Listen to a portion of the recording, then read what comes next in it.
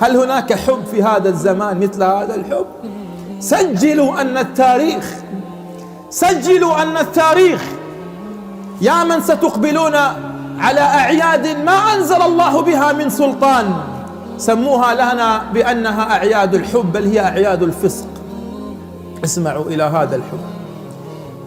هذا الحب ما أعظمه.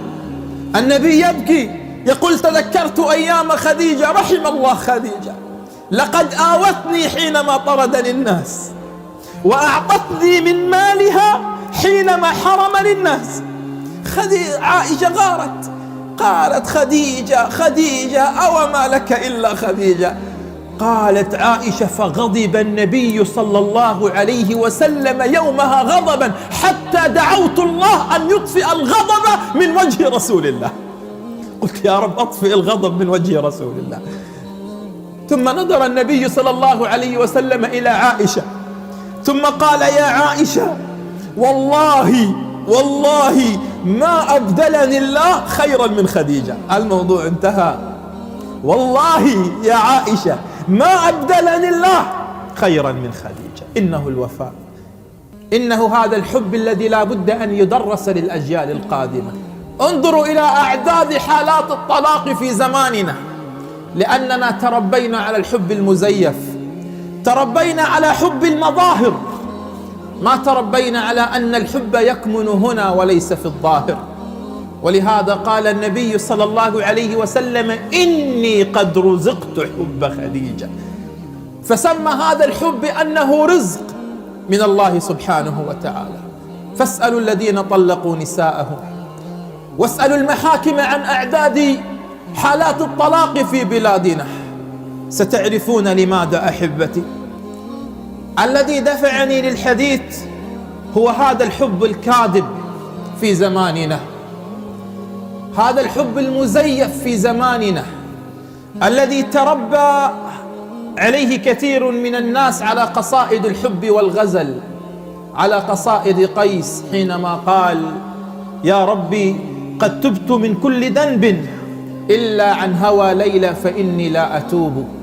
قد تربى أبناؤنا على ذلك، بل علموهم ذلك في المدارس، ما علموهم ما هو الحب الحقيقي، ما علموهم أن هذا الحب العظيم حب النبي صلى الله عليه وسلم لأزواجه. النبي صلى الله عليه وسلم يرفض أن يتزوج على خديجة وهي حية. لما كانت على قيد الحياة رفض النبي صلى الله عليه وسلم أن يتزوج عليها، وما تزوج النبي على خديجة إلا بعد موتها. هل هناك وفاء؟ هل هناك وفاء في الحب أعظم من هذا الوفاء؟ النبي يرفض أن يتزوج عليها وهي حية، فلما ماتت خديجة تزوج عليها النبي صلى الله عليه وسلم، حتى أن النبي صلى الله عليه وسلم بعد فتح مكة وجاء إلى مكة وعاد إلى مكة فاتحا، والنبي صلى الله عليه وسلم يجلس، وإذا بامرأة عجوز تأتي مقبلة على النبي صلى الله عليه وسلم وهي تتكئ على العصا، وإذا بالنبي صلى الله عليه وسلم يقوم من مكانه ويخلع رداءه ويفرشه على الأرض، ثم يقبل إلى تلك المرأة ويحمل يدها ويأتي بها إلى ذلك الرداء فيجلسها النبي صلى الله عليه وسلم. ثم يجلس النبي ويحدثها وتحدثه. فلما انتهى جاءت أم المؤمنين عائشة رضي الله عنها إلى النبي صلى الله عليه وسلم، قالت: يا رسول الله، من تلك الامرأة التي أنت قد أسررت إليها؟ من هي؟ قال: يا عائشة، إنها صاحبة خديجة، إنها صاحبة خديجة. حينها غارت أم المؤمنين عائشة، غارت، قالت: يا رسول الله، خديجة أو ما لك إلا خديجة. وكان النبي صلى الله عليه وسلم من طبعه أنه دائما في مجالسه يذكر خديجة، حتى أن النبي يوما بكى سالت دموعه صلى الله عليه وسلم. قال: يا رسول الله، لما تبكي؟ قال: لقد تذكرت أيام خديجة، لقد تذكرت أيام خديجة. والله أيها الأحبة الأكارم، هذه دعوة إلى الآباء، هذه دعوة إلى ولاة أمورنا.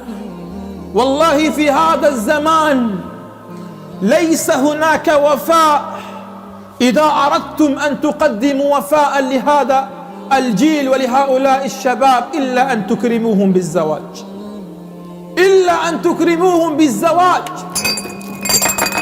في زمان قد كثرت فيه الفتن، في زمان قد كثرت فيه الشهوات، في زمان الشاب إذا أراد أن يحمل الجوال يجد الفتن والشهوات، إذا أراد أن يفتح التلفاز يجد الفتن والشهوات.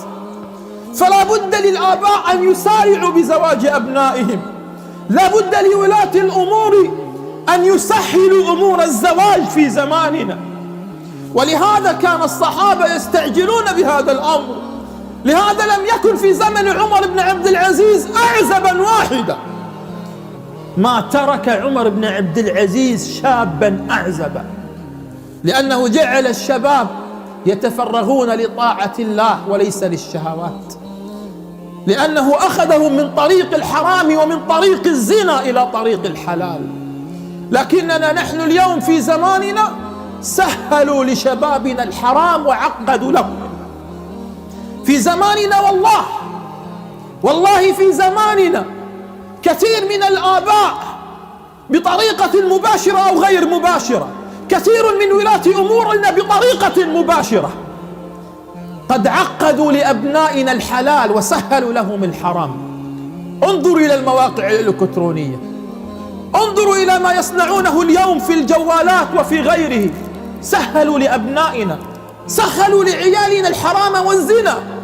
لكن انظروا إذا أراد أبناؤنا الحلال، انظروا إلى المهور، انظروا إذا أراد شبابنا أن يمضوا في طريق الحلال وأن يدقوا أبواب الحلال، اسمعوا إلى أعداد المهور التي تلفظ في زماننا، اسمعوا إلى التعقيدات التي يضعها الآباء والمحاكم وغيرها من أجل الزواج. ولا حول ولا قوة إلا بالله. ولهذا النبي صلى الله عليه وسلم قال: تكاثروا تناسلوا فإني مباهن بكم الأمم يوم القيامة.